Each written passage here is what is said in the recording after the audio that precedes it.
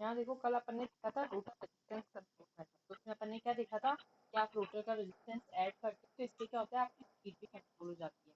अब उसमें बट अपन ने एक डिसएडवांटेज देखा था कि लास्ट में आप कर तो क्या रहे हो, रेजिस्टेंस ऐड कर रहे हो, तो रेजिस्टेंस ऐड कर रहे हो मतलब आपकी लॉसेस है, मीन्स आपकी मशीन की एफिशिएंसी डाउन हो रही है।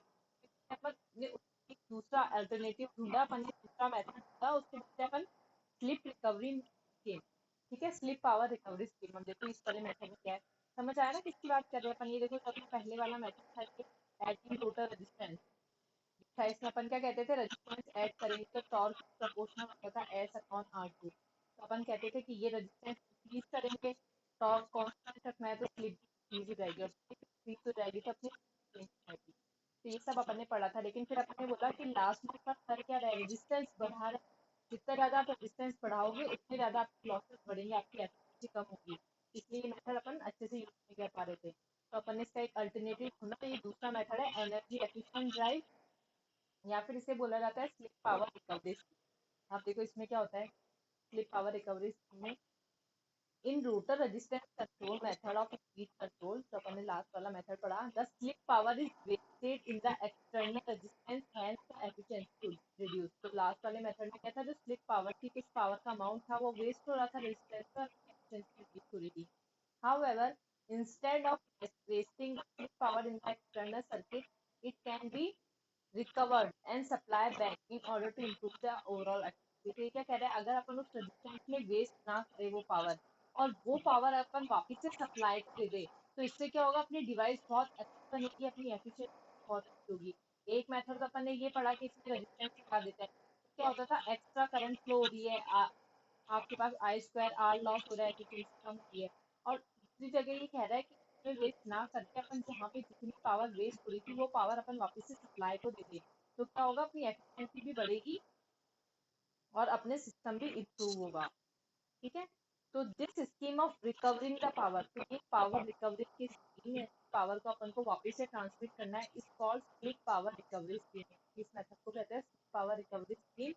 This is done by connecting external source of EMF of slip frequency to the rotor circuit. इसमें क्या लिखा है कि कैसे पॉसिबल होता है कि अपन पावर वापस से रोटर सर्किट को देते।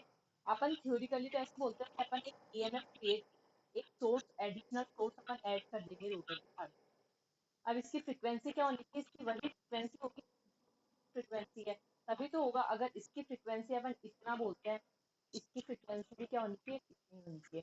इसी फ्रीक्वेंसी का अपन एक एक्स्ट्रा सोर्स ऐड कर देंगे रोटर के साथ। अब कैसे होता है, कैसे वर्क करता है, ये देखो। ये कह रहा है if it oppose the rotor induced EMF the total resistance increases hence the torque. अपन ने पढ़ रखा है torque is proportional to S two upon R. अब अगर मैं क्या कर रही हूँ, रोटर के साथ एक और E2 क्या है, रोटर का ईएमएफ, अगर इसके साथ मैं कुछ एक्स्ट्रा रेजिस्टेंस माइनस कर रही हूँ, अगर इसके अपोजिट ऐड कर रही हूँ मैं, तो क्या होगा, ये E की वैल्यू डिक्रीज हो जाएगी। ठीक है, E की वैल्यू देखो, ये ऐसे याद करना है इसको, ये जो टॉर्क है आपका, ये जो टॉर्क है आपका, ये प्रोपोर्शनल है इन दोनों के, तो अगर आप इसकी वैल्यू डिक्रीज करोगे,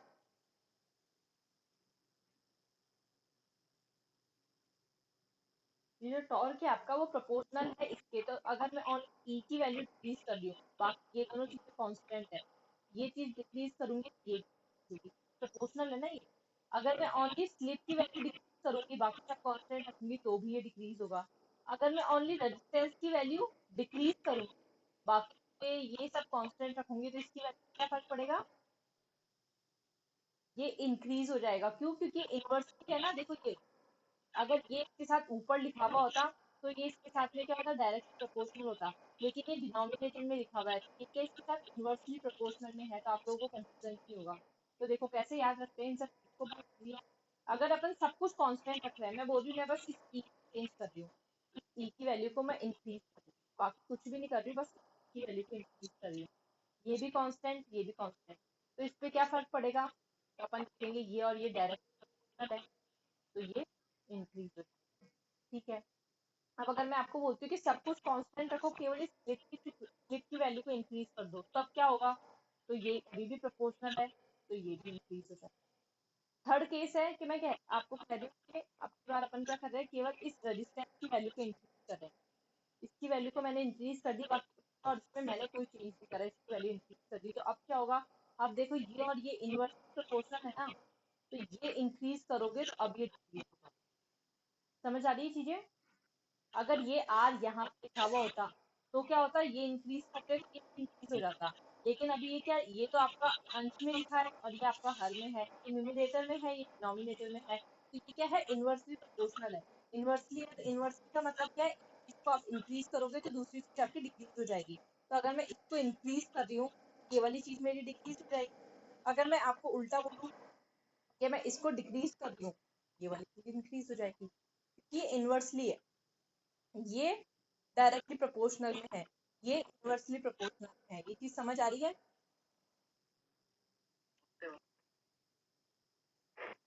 तो देखो आपका टॉर्क क्या होता है, टॉर्क की इक्वेशन हमें ऐसे लिखते हैं, torque is proportional to S E2 divided by R2। अब मैं क्या कह रही हूँ, अगर मैं ऐसा करूँ कि इस E के साथ में एक और EMF ऐड कर दूँ, थोड़ा और वोल्टेज को मैंने ऐड कर दिया, ये रोटर का वोल्टेज है, इसके साथ में मैंने एक्स्ट्रा वोल्टेज और ऐड कर दिया, तो क्या हुआ, इस E की वैल्यू ओवरऑल इंक्रीज होगी।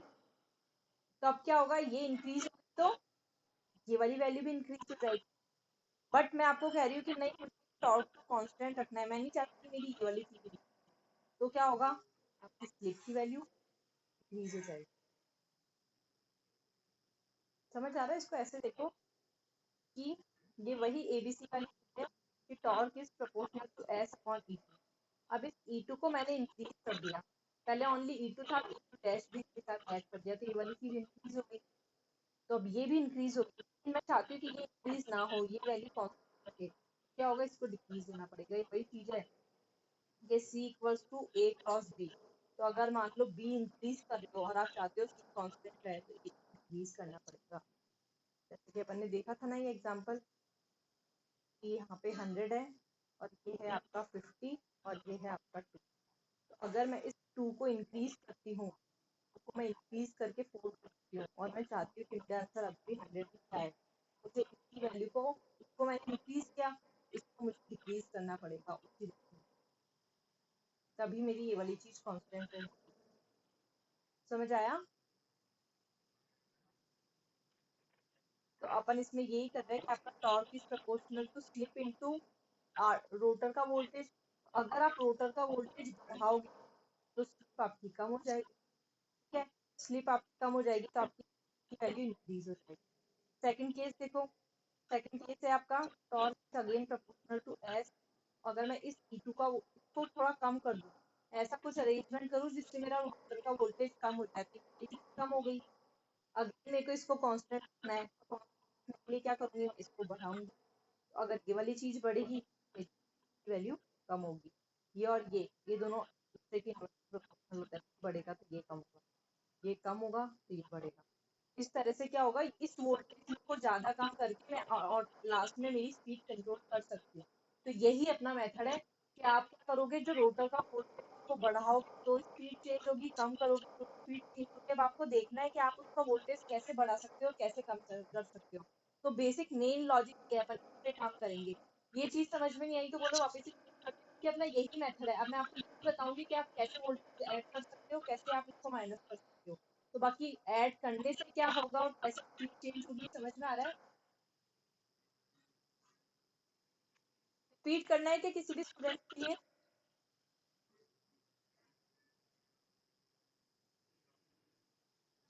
ठीक है, ठीक है। तो इसमें इस तरह से बोला है कि अपन ऐसे को कंट्रोल कर सकते हैं। अब इसका फर्स्ट मेथड है ये स्टैटिक क्रैमर ड्राइव। ये पढ़ के जाना बच्चों, बाय नेम आएगा आपके, अगर आपके एग्जाम होता है तो डायरेक्ट पूछेगा एक्सप्लेन स्लिप रिकवरी मेथड, या बाय नेम बोलेगा explain static Cramer drive service का है। तो फर्स्ट मेथड है आपका, ये दो मेथड है इसमें, बस वही पढ़ेंगे अपन आज। तो ये है पहला आपका static Cramer drive. Static Cramer drive में क्या करता है वो, कि वो बोलते हैं कि आपका जो रोटर का वोल्टेज है, इससे क्या करेंगे अपन, कुछ वोल्टेज इससे माइनस कर देंगे। यानी कि जितना भी आपका डेवलप हो रहा है उसमें से अपन को कुछ वोल्टेज हटाना है। तो कैसे हटाएंगे अपन, कि आपके रोटर ने जितना भी वोल्टेज, सपोज आपके रोटर ने 100 डेवलप किया है वोल्टेज, तो अगर इसमें से मैं 20 वोल्ट वापिस से सप्लाई को दे दूं तो इसके पास कितना बचेगा 80, तो ऑटोमेटिकली डिक्रीज हो गया ना, यही तो हुआ 100 - 20। अपन ने यही तो किया, E2 था उसको थोड़ा सा डिक्रीज कर दिया, तो E की वैल्यू डिक्रीज कर दी तो अब क्या होगा, स्लिप की वैल्यू इंक्रीज होगी, मेंटेन द सेम टॉर्क। यही तो कर रहे हैं अपन, ये वाले कॉन्सेप्ट पे काम कर रहे हैं। स्टैटिक क्रैमर ड्राइव ना, इसमें आप केवल डिक्रीज कर सकते हो, वोल्टेज आप इसमें बढ़ा नहीं सकते। जैसे अपन ने कहा था कि E2 प्लस, जैसे आप मैंने अपन को लास्ट वाला केस था कि टॉर्क, अपन ने पढ़ा था torque is proportional to N E2। तो एक केस तो था मेरा जब मैं E2 की वैल्यू बढ़ा रही थी, और एक केस था जब मैं E की वैल्यू डिक्रीज कर रही थी। जो स्टैटिक क्रैमर ड्राइव है इसमें आपके पास केवल डिक्रीज करने का ऑप्शन होता है, इंक्रीज करने का ऑप्शन नहीं होता है। इंक्रीज करने का ऑप्शन आपका सेकंड मेथड में आएगा। तो जब भी क्रैमर ड्राइव बोले तो आप क्या कर सकते हो, E की वैल्यू डिक्रीज कर सकते हो। तो क्या होगा स्टेप, यहाँ देखो, जैसे ही आप इस E की वैल्यू में कुछ माइनस कर दोगे तो आपकी E की वैल्यू डिक्रीज हो जाएगी, तो आपकी स्लिप की वैल्यू बढ़ जाएगी। जैसे S की वैल्यू बढ़ेगी तो आपकी स्पीड कम हो जाएगी। मतलब कि इस वाले मेथड से आप केवल स्पीड कम कर सकते हो, आप स्पीड बढ़ा नहीं सकते। जैसे आपकी मोटर की रेटिंग स्पीड 1500 पे घूम रही है, तो आप इस वाले मेथड से उसकी स्पीड कम कर सकते हो, 1200, 1300, 1400 इस तरह से कर सकते हो। लेकिन अगर मैं बोलूँ आप ये यूज करके 1600 कर दो, तो वो पॉसिबल नहीं है इस केस में।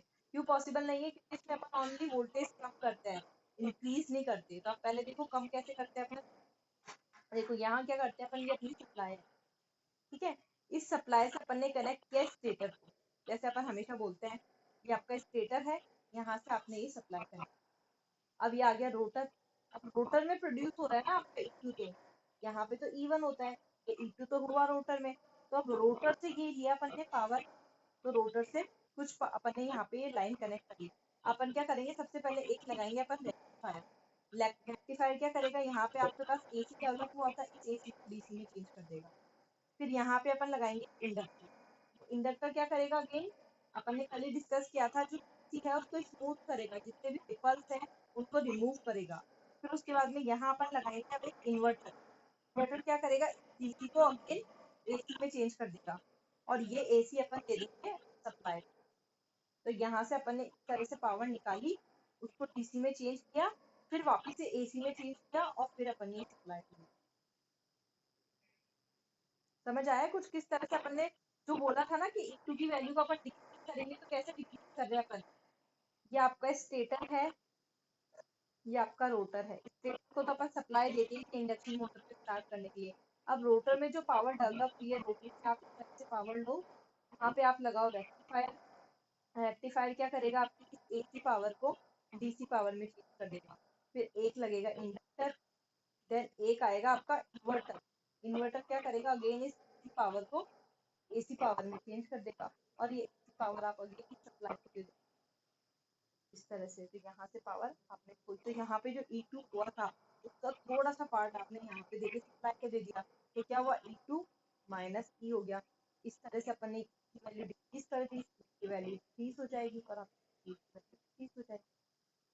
समझ आया ये चीज, सबको समझ आया। मैं क्वेश्चन पूछती हूँ, अब तुम लोग बताओ, तुमको समझ आया तो। एक बात बताओ, जब मुझे यहाँ पे AC पावर ही देनी है, तो मैं इसको ऐसे क्यों कर रही हूँ, DC को AC में, फिर वापस से इसमें, समझ रही हो तुम। जैसे कि यहाँ से मैंने AC लिया, फिर उसको DC में चेंज किया, फिर ये इन्वर्टर ने क्या किया, इसको अगेन AC में चेंज किया। तो ये सब करने की जरूरत क्या पड़ी, मैं डायरेक्टली AC सप्लाई यहाँ पे कनेक्ट नहीं कर सकती क्या। मेरा क्वेश्चन समझ आ रहा है आप लोगों को, मैं क्या कह रही हूँ। मैं ये कह रही हूँ कि रोटर की जो पावर है वो AC वाली प्रोड्यूस हुई है, तो स्लिप रिंग से अपन पावर ले लेंगे ना, यहाँ पे डायरेक्ट यहाँ पे स्लिप रिंग लगाएंगे, ये पावर लेंगे, और ये डायरेक्ट अपन यहाँ से यहाँ पे दे देंगे। ये रेक्टिफायर, इंडक्टर और इन्वर्टर लगाने की कहाँ जरूरत पड़ी,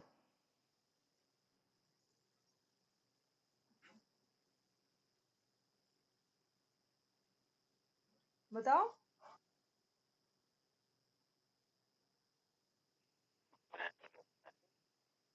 तो तुम्हें समझ में नहीं आया था, ये बोलते ढंग से पढ़ाई क्या।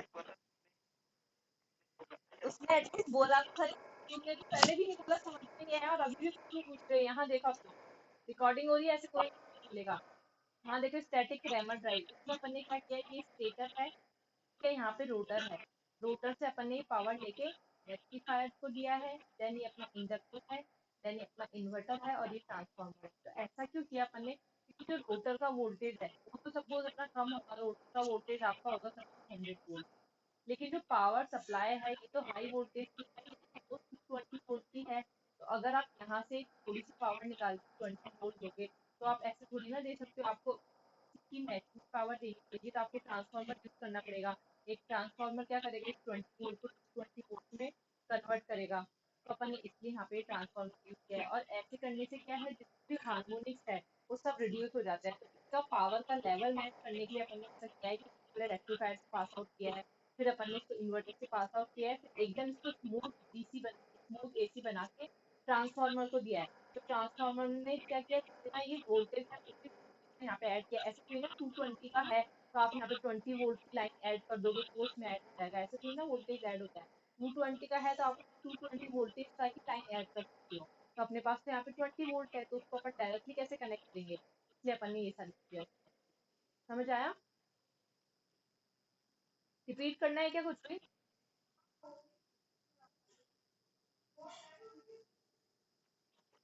सबको समझ आया? अपन ने ऐसा अरेंजमेंट किया और सब हर एक इक्विपमेंट का आपको फंक्शन करना पड़ेगा कि रेक्टिफायर यूज में लिया, इंडक्शन किया है, ये किया है, इस तरह से। और कैसे अपन ने यहाँ पे जो वोल्टेज था उसका कुछ पार्ट अपन ने यहाँ पे भेजा। पहले तो आप ये बताओगे, अब भेजने से क्या हुआ, AC की वैल्यू डिक्रीज हो गई, की वैल्यू इंक्रीज हो गई, और स्लिप की वैल्यू चेंज हो गई, तो आपकी स्पीड भी चेंज हो गई। इस तरह से अपन अपनी स्पीड चेंज कर सकते हैं। समझ आया स्टैटिक रैमर ड्राइव? आगे बढ़ते हैं। ये इसका कर्व है, डिफरेंट डिफरेंट, और देखो ये किस कौन कौन से लोड पे के लिए यूज में लेते हैं, तो लार्ज पावर पंप और कंप्रेसर टाइप लोड के लिए यूज में लेते हैं, ये भी ध्यान रखना। नेक्स्ट आता है आपका, बस ये लास्ट है, स्टैटिक सर्विस ड्राइव। अब अभी आ रही है? हेलो, अब आ रही है क्लियर? अब देखो, ये सेकंड है आपका स्टैटिक सर्विस ड्राइव। अब इसमें क्या होता है, अभी अपन ने जो क्रैमर ड्राइव देखा, इसमें तो क्या था, अपन E2 की वैल्यू डिक्रीज कर पा रहे थे, बट इसमें क्या होता है, आप इसमें डिक्रीज भी कर सकते हो और इसमें इंक्रीज भी कर सकते हो। ठीक है, तो ये वाला करोगे, आप डिक्रीज करोगे, इसकी वैल्यू डिक्रीज करते हैं तो क्या होता है, स्लिप की वैल्यू इंक्रीज होती है, स्लिप की वैल्यू इंक्रीज हो रही है तो आपकी वैल्यू डिक्रीज हो रही है। अब अगर आप ऐसा करते हो, इसकी वैल्यू इंक्रीज करते हो, इसकी वैल्यू इंक्रीज करो, तो अब जस्ट सपोज इट, स्लिप की वैल्यू डिक्रीज होगी और आपकी स्पीड की वैल्यू इंक्रीज होगी। मतलब इस मेथड का यूज करके आप क्या कर सकते हो, जैसे 1500 रेटेड आपकी स्पीड है, माइक ऑफ करो सब लोग अपने,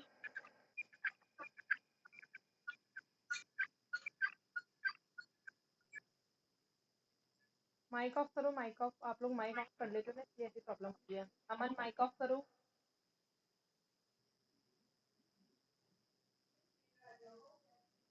तो इस मेथड का यूज करके क्या कर सकते हो, आप आपकी स्पीड इंक्रीज भी कर सकते हो, आप आपकी स्पीड इंक्रीज भी कर सकते हो। मतलब 1500 स्पीड है तो आप 1400 1300 तक एक्सप्लोर कर सकते हो, तो आगे बढ़ा के 1600 1700 एक्सप्लोर कर सकते हो। मतलब आप इस स्पीड को ऐड भी कर सकते हो और इसको डिक्रीज भी कर सकते हो, जो रोटर का वोल्टेज था। जबकि पहले वाले मेथड में क्या था, अपन ओनली कुछ पार्ट उसका रिमूव कर रहे थे, उसमें ऐड भी कर रहे थे extra voltage.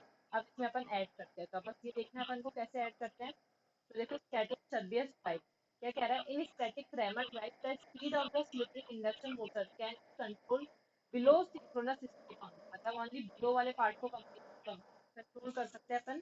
For controlling the speed below and about the synchronous speed, static Scherbius drive is use. और इसके दो कॉन्फ़िगरेशन है, पहला है डीसी लिंक सर्विस ड्राइव और दूसरा है आपका साइकिल कन्वर्टर सर्विस ड्राइव। तो पहला वाला पड़ता है DC link service drive. For controlling the speed below synchronous speed, the slip power is removed and back to the AC supply. For above synchronous speed, an additional power is feed to the rotor. अब देखो इसने क्या कर रखा है, इसका diagram है ये वाला। अब क्या कह रहा है ये, कि अगर आपको स्पीड की वैल्यू डिक्रीज करनी, ठीक है, तो उसके लिए क्या करो, आप कुछ पावर सप्लाई को दे दो। अगेन वही 3 फेज सप्लाई कनेक्ट करा, यहाँ पे स्टेटर को पावर दी, फिर यहाँ पे रोटर से पावर ली इसने, अब ये आपका रेक्टिफायर है, ये आपका इंडक्टर है, ये आपका इन्वर्टर है, और ये पावर आपने यहाँ पे ट्रांसफार्मर लगा के इसको दे दी। बिल्कुल वैसे ही जैसे अपने पिछली बार दी थी। यहाँ से जो E2 है उसका कुछ अमाउंट इसने अगेन सप्लाई को दे दिया, इसकी वैल्यू अपन ने डिक्रीज की, तो अपनी स्लिप स्पीड की वैल्यू भी डिक्रीज की। ठीक है, अब आपको सपोज सेकंड वाली चीज करनी है। अब मैं कह रही हूँ कि नहीं मुझे बढ़ानी है, तो बढ़ाने के लिए आप क्या करोगे, अब आप क्या करोगे, यहाँ से पावर लोगे, यहाँ से 220 है तो सबसे पहले ट्रांसफार्मर से अपन ने इसका लेवल रिड्यूस किया, यहाँ से पावर आई। अब क्या होगा, तो पहले तो ये वाली चीज आपकी क्या रेक्टिफायर थी, ये आपकी इन्वर्टर थी। अब आप अल्फा की वैल्यू चेंज कर दोगे, यही चीज आपकी क्या बन जाएगी, रेक्टिफायर बन जाएगी। अब ये रेक्टिफायर की तरह काम करेगी। फिर यहाँ पे इंडक्टर आया, अब ये इन्वर्टर बन जाएगा, और अब ये वाली चीज आपकी जो आपका ये वाला सर्किट है, ये रेक्टिफायर की तरह भी काम करता है, इन्वर्टर की तरह भी काम करता है। रेक्टिफायर की तरह काम करेगा तो क्या करेगा, एसी को डीसी में चेंज करेगा। इन्वर्टर की तरह काम करेगा तो जस्ट अपोजिट, डीसी को एसी में चेंज करेगा। तो पहले वाले सर्किट में तो क्या हो रहा था, आपकी पावर इस तरह से ट्रांसफर हो रही थी, यहाँ से यहाँ पे जा रही थी। ठीक है, तो उस अकॉर्डिंग अपन चेंज कर देते हैं। अब अपन को ज्यादा वोल्टेज बढ़ाना है, टू प्लस कुछ और वोल्टेज भी करना है, तो यहाँ से पावर लेनी पड़ेगी, पावर फ्लो होगी, तो यहाँ से पावर आपके रोटर में ऐड होगी। जब ये वाली चीज इंक्रीज हो जाएगी तो आप आपकी स्पीड भी इंक्रीज कर पाओगे। समझ आया कुछ?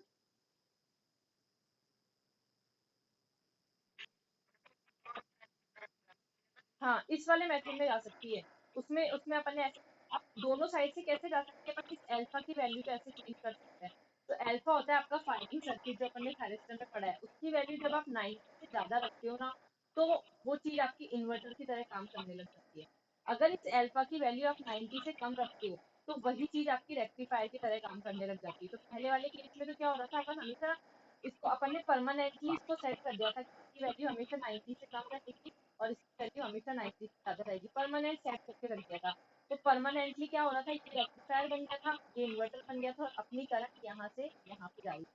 मतलब कुछ वोल्टेज आपका डिक्रीज हो रहा था, इससे अपन ने परमानेंट कर दी थी। बट अभी अपन ने क्या किया, अपन ने बोला कि नहीं, अपन इसकी अल्फा की वैल्यू थोड़ी थोड़ी देर में चेंज करते रहेंगे, इसकी वैल्यू चेंज करते रहेंगे। तो कभी ये रेक्टिफायर बन जाएगा, तो कभी ये रेक्टिफायर बन जाएगा, कभी ये इन्वर्टर की तरह काम करेगा, तो ये इन्वर्टर की तरह काम करेगा। इस केस में क्या होगा, आपकी पावर यहाँ से यहाँ पर भी जा सकती है अगर आप चाहो तो, और अगर आप चाहो तो आपकी पावर यहाँ से यहाँ पर भी आ सकती है। तो जब आप पावर यहाँ से लोगे, तो आपने एक्स्ट्रा पावर ले ली, रोटर की पावर तो थी, और आपने सप्लाई से और पावर ले ली, तो इस वाला केस बन जाएगा। अगर आप यहाँ से पावर दे रहे हो, डायरेक्शन में करंट फ्लो करवा रहे हो, तो रोटर की पावर में से कुछ अमाउंट आपका जा रहा है, इस तरह से। समझ आ रहा है? इस वाले जो आपका सर्वियस मेथड है, इसमें आप दोनों तरह से कर सकते हो। जो रोटर का ईएमएफ है, उसमें आप कुछ ऐड भी कर सकते हो, और उसमें आप कुछ रिमूव भी कर सकते हो। जब आपको रिमूव करना है, ये वाला करना है, तो आपको यहाँ से पावर यहाँ पे भेजनी पड़ेगी। जब आपको ऐड करना है, आपको क्या करना पड़ेगा, ये आप ऐड कर रहे हो तो आपको यहाँ से सप्लाई से पावर इस रोटर में भी भेजनी पड़ेगी। समझ आ रहा है? बस इसकी यही थ्योरी है, और थ्योरी भी बहुत इजी है। अब देखो, थ्योरी में आपको क्या लिखना है, सब सिंक्रोनस स्पीड सब सिंक्रोनस मतलब सब मतलब बिलो, यानी कि एनएस से कम स्पीड पे आपको जब कंट्रोल करना है। और सुपर सिंक्रोनस, यहाँ पे आएगा सुपर। सुपर सिंक्रोनस मतलब जब आपकी स्पीड आपको एनएस से ज्यादा इंक्रीज करनी है, तो अब आपको क्या करना पड़ेगा। तो अब पहले वाला मेथड पढ़ते हैं।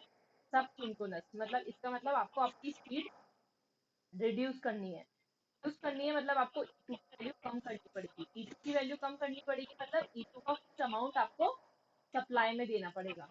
ठीक है, तो बिल्कुल पहले जैसे ही होगा। फर्स्ट वाली चीज ऐसे रेक्टिफायर वर्क करेगी, फिर एक इंडक्टर आ जाएगा आपके पास, फिर आपके पास इन्वर्टर आ जाएगा, बस। तो जब रेक्टिफायर करवाना है तो ब्रिज वन इज ऑपरेटेड, तो ब्रिज वन है ये फर्स्ट वाला, इसका फायरिंग एंगल 0 से 90 रखना है, यानी कि ये आपका एक्ट करेगा रेक्टिफायर। ये वाली चीज है, इसका एंगल आपको 90 से 180 तक रखना है, तो ये आपका एक्ट करेगा एज ए इन्वर्टर। बस, और पावर आपकी यहाँ से वहाँ पे ट्रांसफर हो जाएगी। फर्स्ट चीज क्लियर है। सेकंड है आपका सुपर, यहाँ पे सुपर आएगा, सुपर सिंक्रोनस स्पीड, यानी कि आपको आपकी स्पीड की वैल्यू बढ़ानी है, यानी कि आपको E2 की वैल्यू भी इंक्रीज करनी पड़ेगी। E2 प्लस समथिंग कुछ करना पड़ेगा, तो यानी कि पावर आपकी सप्लाई से आपके रोटर में जाएगी पावर। यानी कि आपकी जो सप्लाई है वहां से इस तरह से फ्लो होगी। तो अब ये रेक्टिफायर बनेगा और ये इन्वर्टर बनेगा। अब इसका जो फायरिंग एंगल है वो मोर देन 90 होगा और इसका फायरिंग एंगल लेस देन 90 होगा। तो बस अपन को वापस लिखना है कि अब क्या होगा, bridge 1 is operate as inverter और इसका फायरिंग एंगल आप 90 से 180 करो। जस्ट अपोजिट ब्रिज 2 का फायरिंग एंगल आप 0 से 90 करो और इस तरह से पावर आपके ट्रांसफार्मर से होती हुई यहाँ से रोटर में आ जाएगी। आपकी ई की वैल्यू इंक्रीज हो जाएगी तो आपकी की वैल्यू भी इंक्रीज हो जाएगी। समझ आया?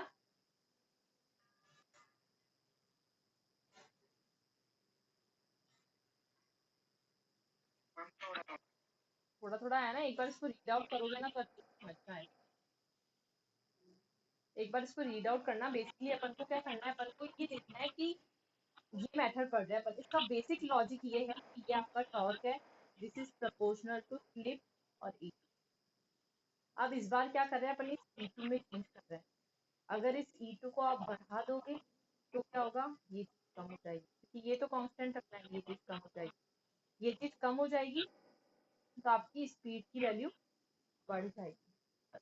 अब इस चीज को मैं बढ़ा कैसे सकती हूँ, जितना रोटर ने जनरेट किया वो तो कर ही दिया, अब सप्लाई से और पावर ले लो आप तो ये बढ़ जाएगी बस। अब ऐसे ही अगर ये चीज करनी है आपको, इसकी वैल्यू को आपको डिक्रीज करना है तो ये उल्टा, पहले अपन ने इंक्रीज किया था, अब अगर अपन डिक्रीज करेंगे तो अब ये वाली बढ़ जाएगी और इसकी वैल्यू भी डिक्रीज हो जाएगी। अब इसको डिक्रीज कैसे करें, मतलब रोटर पावर को आप सप्लाई में दे दो, बस ये देखना है आपको। अब जब सप्लाई से आ रही है और जा रही है तो आपको कैसे कैसे मैनेज करना पड़ेगा, कब आपको इसको इन्वर्टर की तरह वर्क करवाना है, कब रेक्टिफायर करवाना है, बस वो आपको देखना है। जब जब आप चाहते हो कि ये रेक्टिफायर की तरह वर्क करे, आपको अल्फा की वैल्यू 90 से कम रखनी पड़ेगी। जब जब आपको इसको इन्वर्टर की तरह वर्क करवाना है, आपको अल्फा की वैल्यू 90 से ज्यादा रखनी पड़ेगी, बस यही सब है। ये एल अपन देता है स्मूथ होने के लिए, सबसे वर्क करता है। अब एक इसी का लास्ट है साइक्लो कन्वर्टर सर्विस। इसमें क्या करते हैं अपन, ये साइक्लो कन्वर्टर यूज में आएंगे इसके बारे में। A three-phase cycloconverter is used to control the speed. Cycloconverter fed induction motor are used for इसको बहुत हाई पावर पंप और ब्लोअर के लिए यूज में लेते हैं। इसमें क्या है, इसमें भी दोनों डायरेक्शन में आप पावर दे भी सकते हो, दे भी सकते हो। ऐसे करेंगे, सपोज जब आपको पावर लेनी है तो ये तीन वर्क, ये और ये, इस तरह से पावर या थ्री फेज पावर इस तरह से आ रही है। इस तरह से अपन फायरिंग सर्किट प्रोवाइड करवाएंगे। तो यहाँ से पावर आ रही है यानी E2 की वैल्यू इंक्रीज हो रही है तो आपकी स्पीड भी इंक्रीज हो जाएगी। जब आपको आपकी स्पीड डिक्रीज करनी है तो अब क्या करोगे, आप फायरिंग एंगल को चेंज करोगे तो अब ये वाले जो थायरिस्टर है ये वाले काम, तो अब यहाँ से पावर इस तरह से चलेगी, यहाँ से पावर डायरेक्ट चलेगी। तो अब अपन को यहाँ पे रेक्टिफायर करने की जरूरत नहीं है, ये डायरेक्ट आप एसी को एसी में चेंज कर देगा, वोल्टेज चेंज कर देगा। यहाँ पे अगर 20 वोल्ट है तो डायरेक्ट उसको 220 में करके डायरेक्ट भेज देगा। अब आपको रेक्टिफायर इन्वर्टर की जरूरत नहीं पड़ती, तो ये बहुत कॉस्टली होता है, इसलिए अपन इसको हाई पावर लोड में यूज में लेते हैं। ये तो ईजी भी है, जब आपको नीचे लेके आनी पावर तो ये यूज में ले लो, और जब आपको भेजनी है पावर तो आप ये वाले यूज में ले लो। समझ आ रहा है? यहाँ तक है आपका ये लास्ट मेथड था। इसी के साथ आपकी 6th यूनिट और 7th यूनिट, 5th 6th और 8th यूनिट कंप्लीट होती है। अब आपके पास बची है आपकी 4th, 2nd, 3rd, 4th, 5th unit बची है, एक तो आपकी, एक आपकी 7th यूनिट बची है और इसका एक और टॉपिक बाकी है। बाकी ये 2 यूनिट बाकी है आपकी। कुछ भी रिपीट करना है, कोई भी टॉपिक समझ में नहीं आया हो